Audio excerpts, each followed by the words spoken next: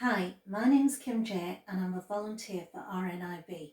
I'm also a visually impaired chef and together with RNIB do Indian cookery classes all over the northwest. Now we're all in isolation and lockdown. Money is tight, ingredients are very hard to get hold of. So today I'm going to show you a very cheap, a very easy dish to make. It's pilau rice. Now what you need is salt. Approximately 3/4 of a teaspoon of salt. You'll also need 1/4 a teaspoon of black pepper. 1 white onion, which we are going to peel and slice very finely. And here I've got curry leaves. Now sometimes you can get hold of these in the supermarkets, but if you can't, don't worry, you can omit them. I've also got about 3 tablespoons of frozen peas. The 3 tablespoons of frozen sweet corn and approximately a mug of basmati rice. Now it doesn't have to be the named rices, just a good quality basmati rice will do here. I've also got cinnamon sticks. Now if you don't have cinnamon sticks, it's not necessary, but it does make the rice extremely fragrant and extremely tasty. I've also got cumin seeds, which I'm going to need about 1/2 teaspoon of. Cloves, which again, if you don't have, it's fine, you can omit. And finally, black cardamom seeds. Now these are hard to get hold of, but you can get hold of them at some supermarkets. And again, if you don't have it, don't worry about it.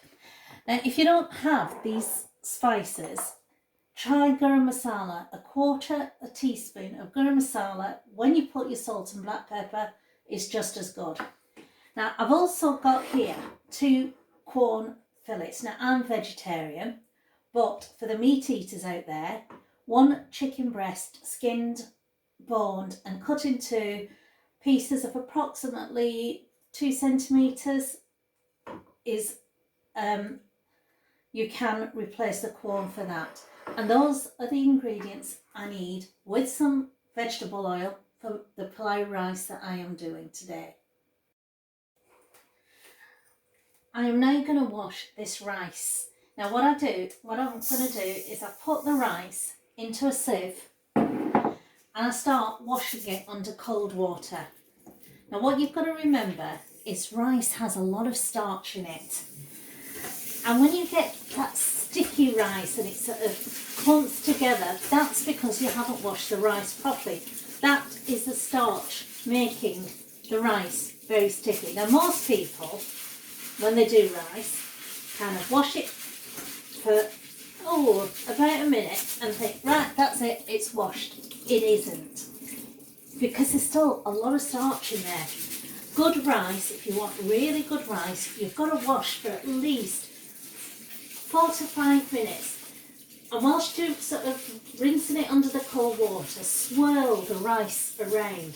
Now you're swirling it because you're bringing the starch to the surface so you can rinse it out. And you keep doing that for about 4 to 5 minutes until that rice is well washed. Get a large pan or a wok, like I have done, and put it on the hob and put the gas on. Now, I have chopped my onions into slices, as fine as you can get it. And into that pan, you're going to put approximately a tablespoon of oil. Allow the oil to heat up for approximately 30 seconds. Once the oil is heated up, if you've got these spices, you put in a stick of cinnamon, about 1/2 teaspoon of cumin seeds, 3 or 4 cloves, and 1 of these black cardamom seeds.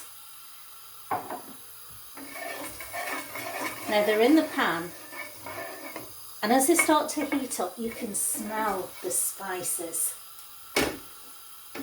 It is sweet, it's fragrant, it's earthy. And as the oil gets hotter, you can start to hear them crackling.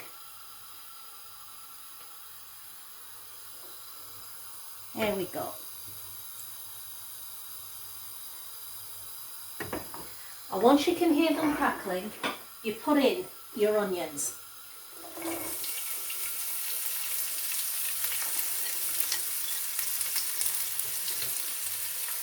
Now with pilau rice, you don't want to cook your onions too fast. So once it's got into the pan and you've given it a little bit of stir, put the gas down to a medium heat. If you cook the onions too fast, it caramelises on the outside, but the inner part of the onion is still hard. You want the whole onion to be soft. And in order to do that, put it onto a medium heat and cook. And you keep cooking this for approximately 5 minutes until they turn a rich golden brown, stirring every so often. I've been cooking these onions for 5 minutes, and if you've got colour, the onions are this rich golden brown, almost caramelised. If you don't have colour, you will know when the onions are starting to cook, because when you stir it, they come together almost like a ball. And it's as if they're clumping together and attracted to each other. Now at this stage, I am going to put in the frozen peas, the sweet corn,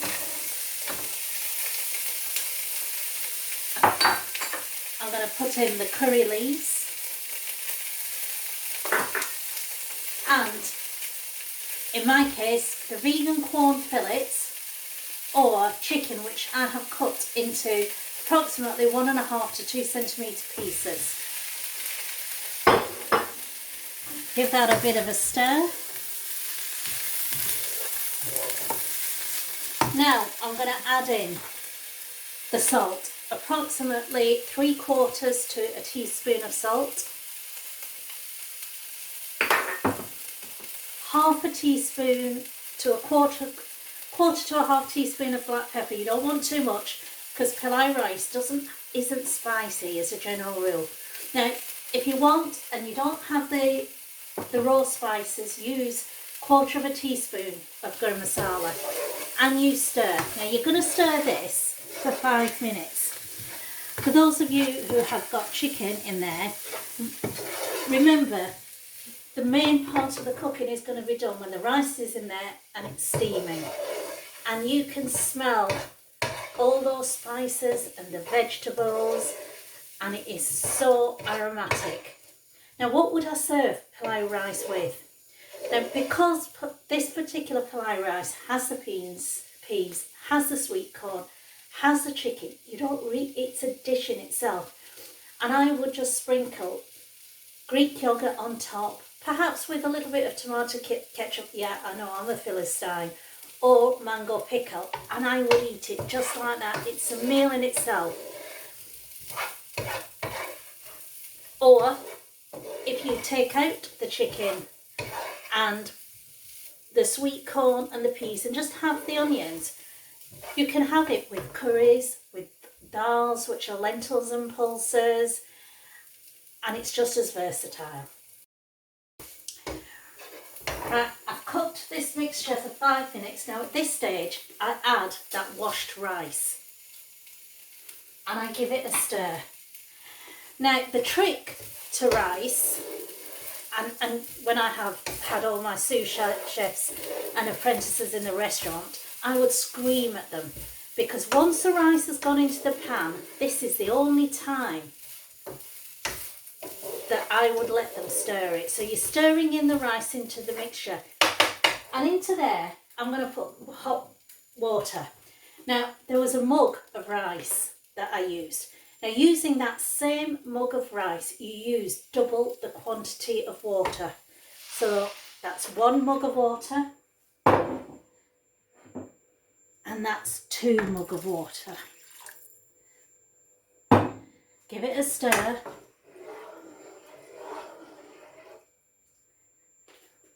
Put it on to boil and bring it to boil. The rice has now come to a boil. How can you tell that the rice has come to boil? If you've got sight, the bubbles are appearing on top. If you haven't, you can hear it.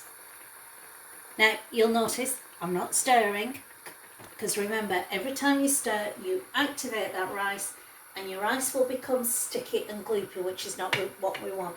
Now, I now, at this stage, turn the heat down to the minimum, and I cover the pan with a lid. And I am going to leave that on to simmer away for approximately 7 minutes, and at that stage I will check to see if the rice is done. 7 minutes have gone past now, and I'm going to check the rice. Now, different types of rice will take longer. They may require a little bit of water. So I've put some oven gloves on because this lid is going to be very, very hot. Take off the lid and I'm going to check the rice. How do I check the rice? I take a teaspoon. You'll notice I'm still not stirring. Take a teaspoon and you just get a little bit of that rice onto your fingers, and if you can squash it and it squashes well, it's done. If it's still hard, just feel the surface of the rice. If all the water's gone, add a little bit more water, and again put the lid on, steam it for about a minute and take it off and have a look. Now my rice is done. Now you can see from this rice, for those that can see, and I will describe, every rice granule is separate. That is perfect Pilau rice. It's not clumping together. Each granule is separate. And trust me guys, this smells fabulous. Extremely aromatic, extremely tasty. Now once that's done, we can plate it up. Now if I was having this rice, I would just put it onto a plate and tuck into it. But if you're doing it for guests, a nice way of actually showing off this rice is getting a nice round circular bowl or dish, and I'm putting the rice into it and very gently just patting it down, almost as if you're going to make a sand castle. Just like that. And then, getting your plate, I'm going to tip the rice onto the plate, and with a bit of luck, there you go. And you've got this lovely dome-shaped rice. Now, get some Greek yogurt and just dot Greek yogurt around it.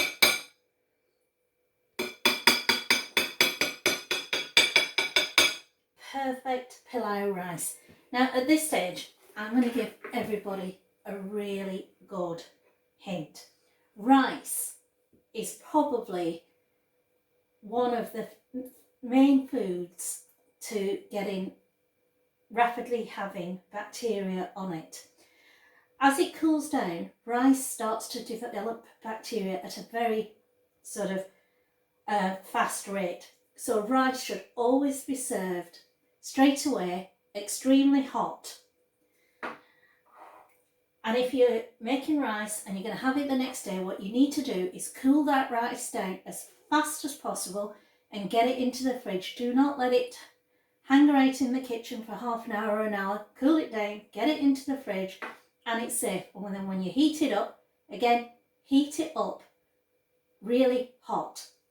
It is at the point where the rice is just warm. That's when the bacteria is at its worst. So extremely hot rice so that you kill off the bacteria.